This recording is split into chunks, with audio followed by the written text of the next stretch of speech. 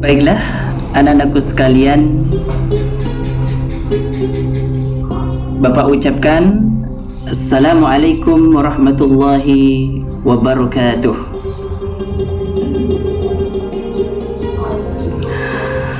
Semoga anak-anakku sekalian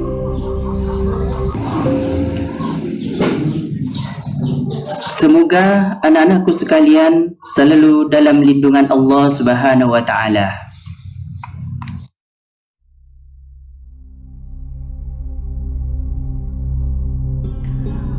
Baiklah, Bapak ucapkan Assalamualaikum warahmatullahi wabarakatuh. Anak-anakku kelas 4 SDN Waru Barat 1 yang dicintai Allah Subhanahu wa taala. Semoga dalam perjumpaan kita kali ini selalu mendapatkan ridha dan inayahnya.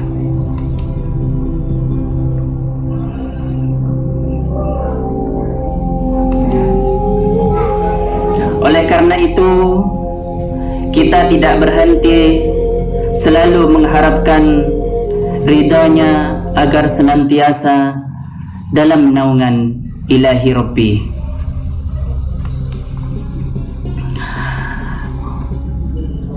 Anak-anakku sekalian, bagaimana kabarnya semuanya? Tentunya selalu baik, bukan? Semoga meskipun dalam keadaan pandemi seperti sekarang ini, selalu dalam ridha Allah Subhanahu wa taala dan selalu dalam keadaan sehat walafiat. Anak-anakku sekalian yang Bapak sangat cinta dan sayangi, puji syukur kehadirat Allah Subhanahu wa taala yang mana pada pertemuan kali ini, meskipun kita belajar dari rumah, kita tidak merasa berkurang dalam menimba ilmu setiap harinya. Kita selalu diberikan kesempatan oleh Allah untuk belajar, meskipun tidak tatap muka seperti saat ini. Anak-anakku sekalian yang dirahmati Allah Subhanahu wa taala,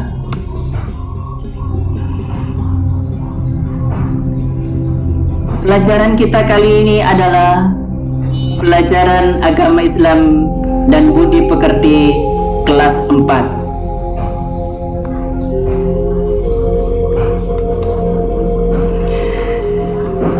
Yakni pelajaran 2 dengan tema beriman kepada Allah melalui Rasul-Rasulnya. Seperti Bapak yang telah jelaskan pada pertemuan sebelumnya, yakni pada pelajaran 2 juga, iman kepada Allah melalui ciptaannya dan beriman kepada Allah melalui Asmaul Husna, dan saat ini adalah beriman kepada Allah melalui Rasul-Rasulnya.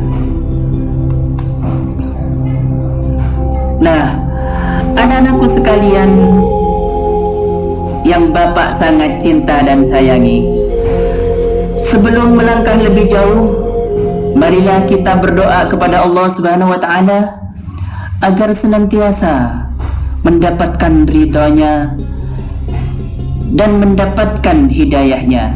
Ala hadhihi niyah wa kullu niyatin salihah fi ridallahi ta'ala.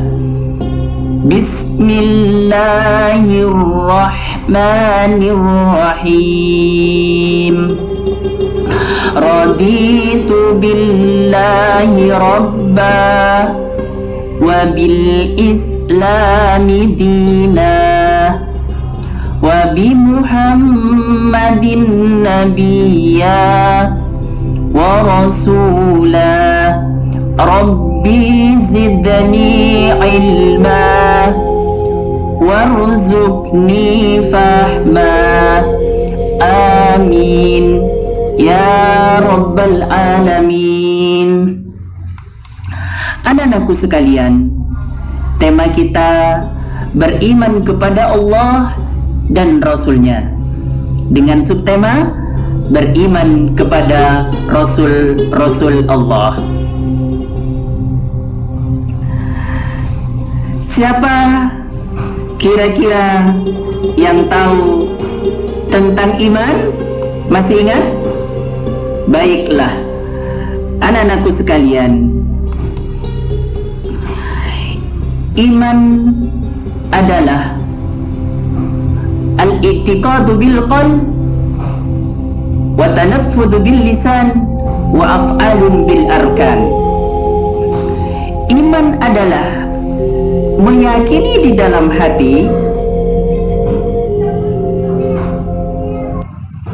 mengucapkan dengan lisan, dan melakukan dengan perbuatan. Itulah yang dinamakan iman. Sedangkan kita kali ini adalah iman kepada Rasul-Rasul Allah, merupakan rukun iman yang keberapa, anak-anakku? Rukun iman yang keempat. Baik, anak-anakku sekalian yang Bapak sangat banggakan dan sangat cintai, kita tahu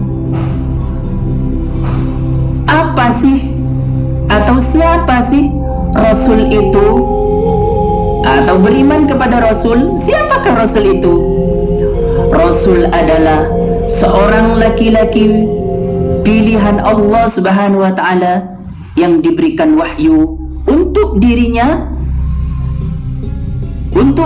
sendiri, dan berkewajiban untuk menyampaikan kepada umatnya. Itulah Rasul. Berbeda dengan Nabi. Nabi mendapatkan wahyu dari Allah Subhanahu wa Ta'ala hanya untuk dirinya sendiri, tidak berkewajiban untuk menyampaikan kepada umatnya. Kemudian Rasul berkewajiban, bertugas untuk membimbing manusia atau umatnya agar berada di jalan yang benar. Oleh karena itu,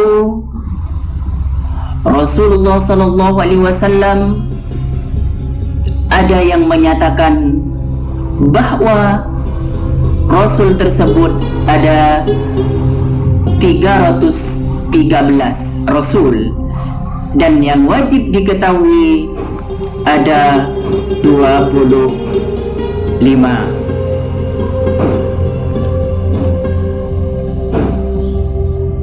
Dan kemudian persamaan dan perbedaannya iman kepada Rasulullah dan iman kepada Nabi. Kalau Rasul mendapatkan wahyu dari Allah Subhanahu wa Ta'ala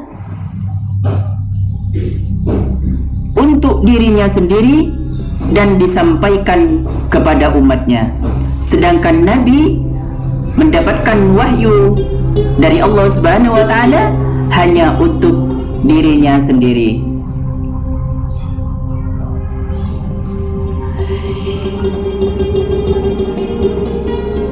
Hikmah beriman kepada Allah Subhanahu wa Ta'ala. Kalau kita sebagai anak beriman kepada Allah Subhanahu wa Ta'ala, beriman kepada Rasulullah, berbakti kepada kedua orang tua, dan berbuat baik kepada semuanya sesama, serta ajaran mulia yang lain. Itulah hikmah daripada iman kepada Rasul-Rasul Allah. Anak-anakku sekalian yang dirahmati Allah Subhanahu wa Ta'ala, Adapun persamaan daripada Nabi dan Rasul adalah sama-sama orang laki-laki. Kemudian B, bersifat maksum, yaitu diampuni segala dosa-dosanya. Kemudian yang C adalah menerima wahyu dari Allah Subhanahu wa Ta'ala. Itulah persamaan Nabi dan Rasul. Jadi, anak-anakku sekalian wajib mengetahui perbedaan dan persamaan Rasulullah agar menjadi cerminan kepada kita sebagai seorang Muslim yang taat kepada Allah dan kepada Rasul-Nya.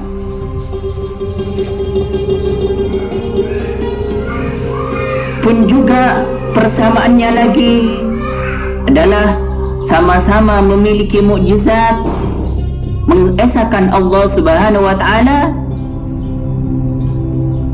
dan bersifat basyariah atau seperti manusia biasa.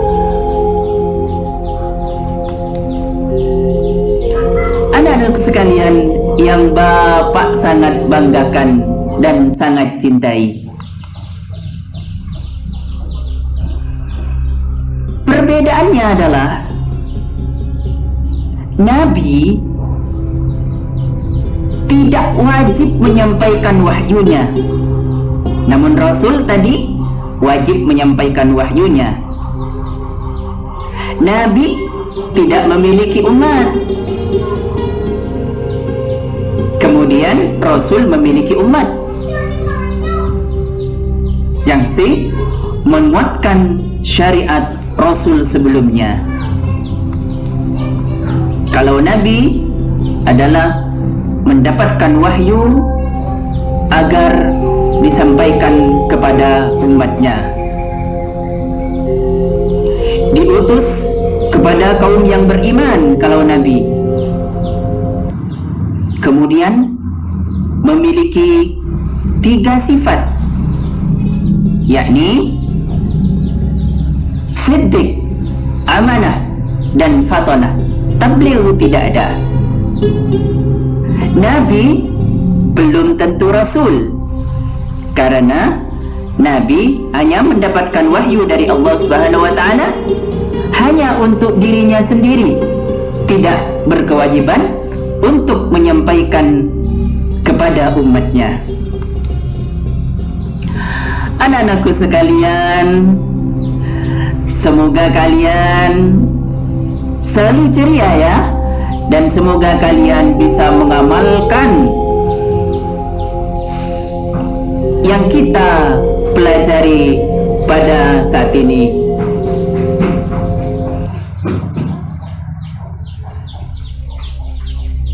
Jadi, perbedaan Nabi dan Rasul yang spesifikasi atau yang paling menonjol adalah Rasul berkewajiban menyampaikan wahyunya, kemudian Rasul memiliki umat, kemudian Rasul membawa sifat baru, diutus kepada kaum yang belum beriman, memiliki sifat yang wajib, yakni siddiq, amanah, tabligh, dan fatonah. Rasul juga sudah tentu Nabi. Anakku sekalian yang dirahmati Allah Subhanahu wa Ta'ala,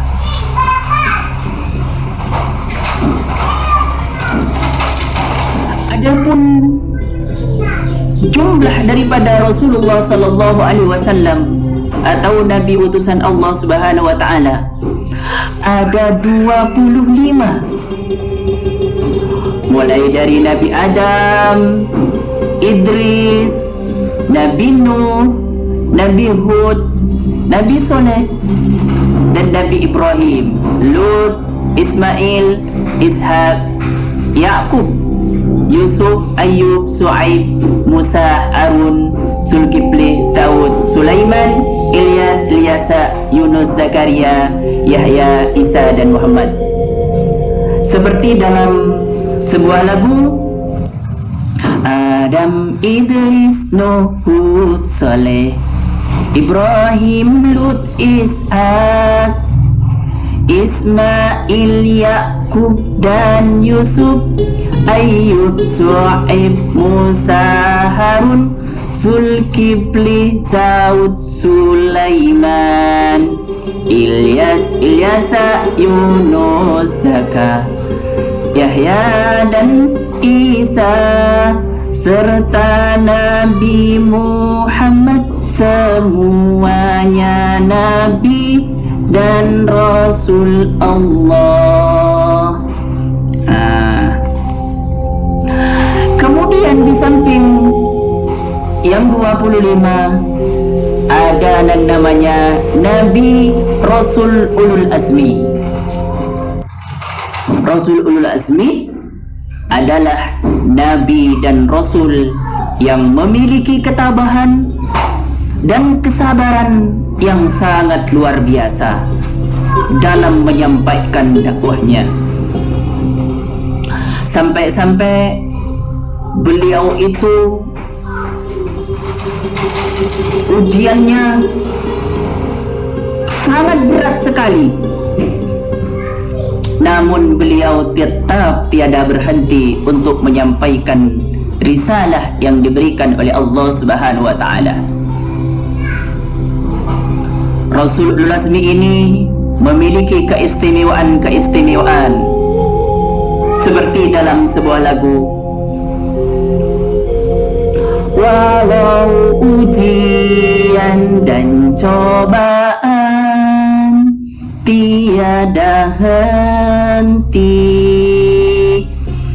menimpa diri Rasul dan para nabi, teguh iman, sabar, dan tabah hati,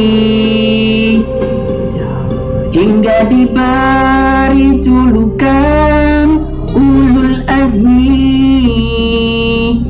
Wahai Nuh, Ibrahim, Musa, Isa, dan Muhammad, godaan atas paduka melampaui batas. Wahai Nuh, Ibrahim, Musa, Isa, dan Muhammad, hanya iman dan takwa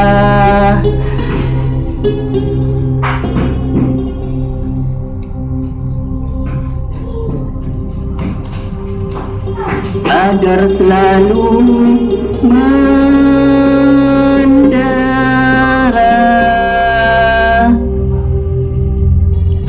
Kisah Ulul Azmi adalah satu Nabi Nuh alaihi salam. Kalian pasti tahu kan kisah Nabi Nuh alaihi salam. Nabi Nuh alaihi salam adalah Nabi yang termasuk Nabi Ulul Azmi yang pertama, karena beliau itu adalah menghadapi kaum yang penuh dengan kesesatan akidah. Kisah perjuangan Nabi Nuh yang paling terkenal ialah saat badai angin topan menghampiri Nabi Nuh dan para kaumnya. Namun banyak kaum daripada Nabi Nuh yang membangkang. Bahkan di antaranya adalah putra kandungnya yang bernama Kan'an dan istrinya beliau sendiri. Hanya pengikut Nabi Nuh alaihissalam yang patuh saja yang mampu selamat dari angin topan itu. Pengikut beliau hanya sedikit, tidak sebanding dengan yang menentang.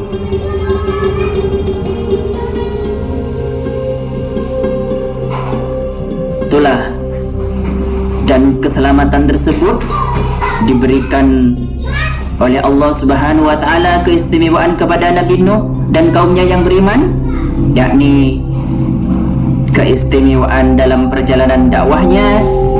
Nabi Nuh banyak bersyukur dan senantiasa memuji Allah Subhanahu wa taala dalam setiap urusannya. Kemudian Nabi Ibrahim alaihissalam. Pada zaman Nabi Ibrahim, kaum beliau semua menyembah berhala.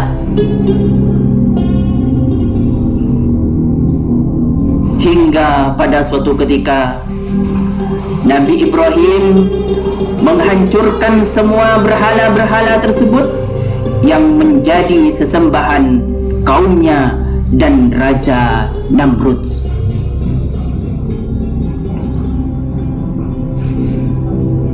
Dan Namrud memerintahkan kepada Nabi Ibrahim agar dibakar hidup-hidup. Namun alhamdulillah, dengan atas izin Allah, Nabi Ibrahim selamat. Seperti dalam firman-Nya, ya narukuni bardan wa salaman ala Ibrahim. Nabi Ibrahim tidak mempan dibakar oleh Raja Namrud. Kemudian Nabi Musa alaihissalam, beliau itu adalah Nabi saat beliau itu lahir. Raja Fir'aun memerintahkan untuk membunuh semua bayi laki-laki di tempat dia berkuasa. Akan tetapi atas kuasa Allah Subhanahu wa taala, Nabi Musa yang masih bayi itu diselamatkan oleh istrinya sendiri, yakni Siti Aisyah.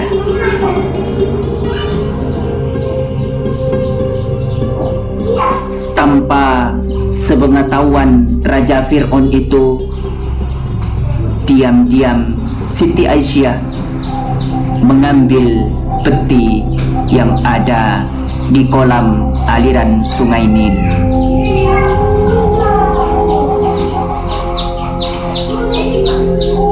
Setelah menginjak dewasa, Nabi Musa alaihissalam berdakwah dan beliau diberikan mukjizat oleh Allah Subhanahu wa taala, yakni tongkatnya bisa berubah menjadi ular. Kemudian Fir'aun merasa tersaingi, lalu Nabi Musa alaihissalam mendapatkan ancaman pembunuhan dari Raja Fir'aun. Akan tetapi Allah menyelamatkan kembali. Nabi Musa melemparkan tongkatnya itu ke lautan, dan lautan itu terbuka luas. Nabi Musa dan para pengikutnya selamat. Akan tetapi Fir'aun dan bala tentaranya tenggelam dalam lautan merah.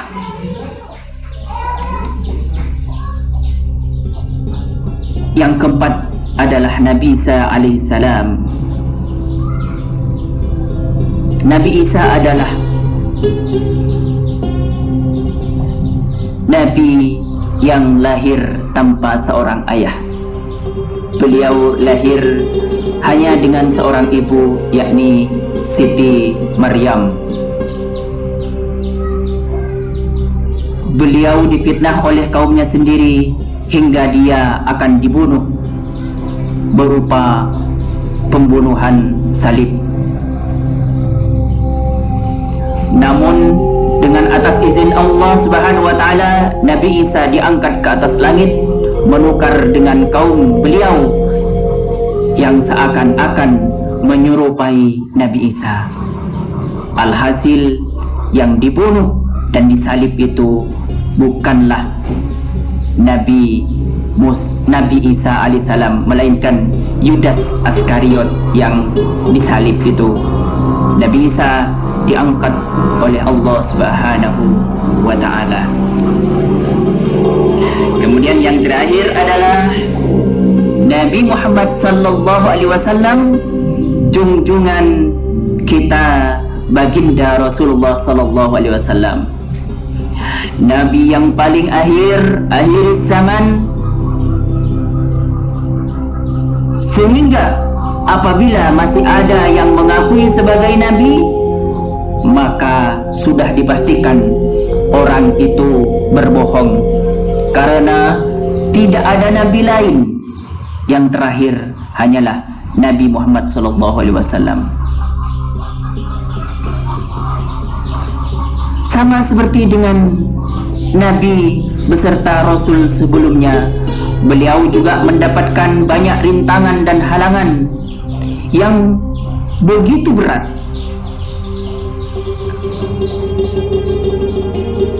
Namun Nabi Muhammad SAW selalu dapat pertolongan dari Allah Subhanahu wa taala.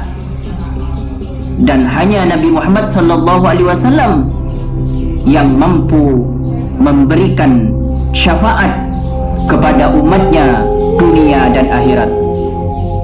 Sebab Rasulullah senantiasa berdoa untuk kaumnya kepada Allah Subhanahu wa taala.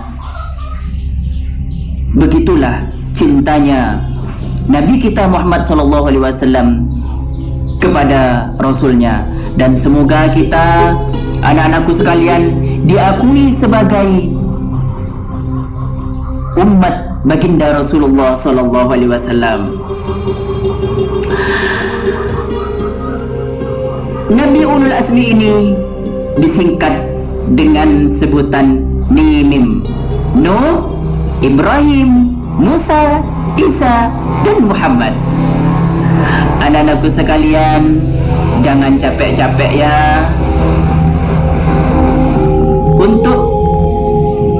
jangan merasa capek untuk selalu menambah pengetahuan setiap hari. Anak-anakku sekalian yang dirahmati Allah Subhanahu wa taala, adapun kesimpulannya dari materi mukjizat ini, mukjizat adalah kejadian yang sangat luar biasa yang terjadi pada zaman Rasul untuk mendukung bukti kenabian dan kerasulannya. Itulah mukjizat. Anak-anakku sekalian, contoh mukjizat Nabi Nuh alaihissalam, yakni dapat membuat bahtera atau perahu yang besar sehingga selamat dari topan beserta kaumnya. Kemudian mukjizat Nabi Ibrahim alaihissalam setelah mendapat ancaman oleh Raja Namrud karena beliau berhasil menghancurkan berhala-berhala tersebut, dia dibakar hidup-hidup,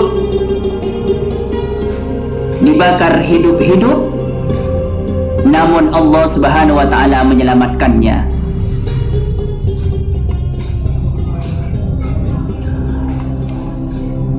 mukjizat Nabi Musa alaihissalam. Di antaranya adalah kitab Taurat,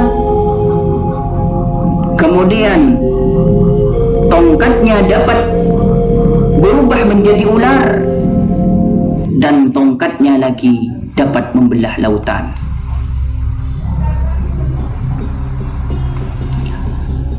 Mukjizat Nabi Isa adalah kitab Injil, dapat berbicara pada saat bayi, dapat membuat burung dari tanah kemudian diterbangkan lagi. Dan Nabi Musa alaihissalam dapat menyembuhkan orang buta dan menghidupkan orang mati. Anak-anakku sekalian yang dirahmati Allah Subhanahu wa taala,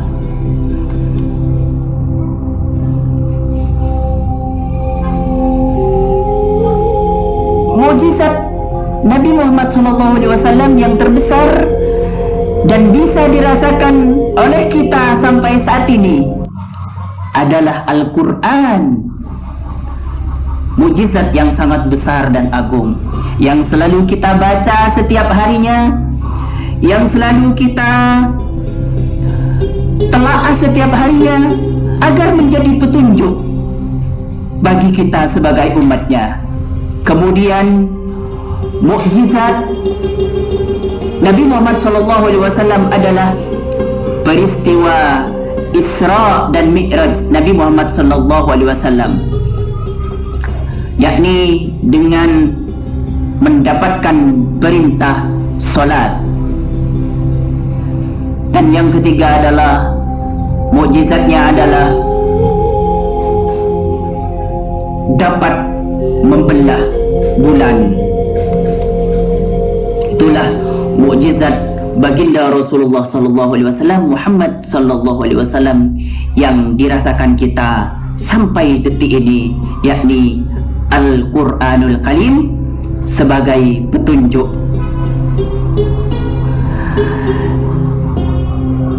Dan anak-anakku sekalian, perlu kita ketahui,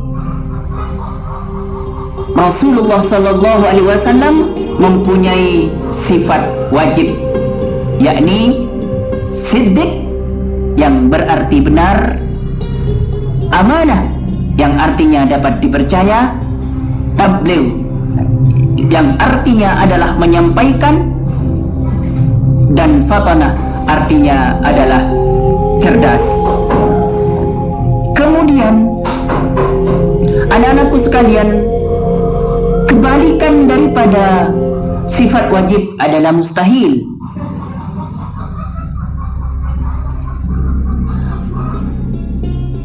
Mustahil adalah kebalikannya, yakni kidzib yang artinya berbohong, khianat tidak dapat dipercaya, kitman menyembunyikan yang diwahyukan oleh Allah, kemudian baladah artinya bodoh.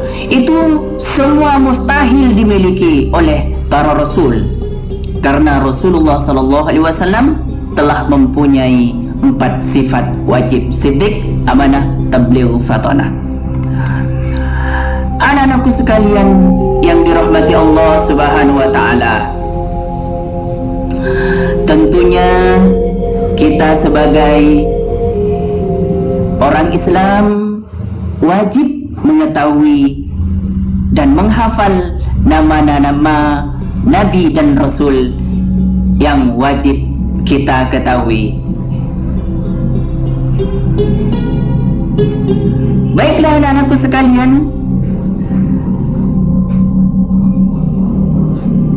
ayo kita hafalkan nama-nama Nabi dan Rasul yang wajib kamu ketahui dan menjawab pertanyaan-pertanyaan berikut ini.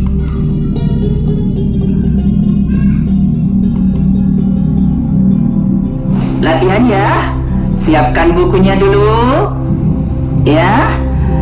Yang pertama, jelaskan pengertian iman kepada Rasulullah.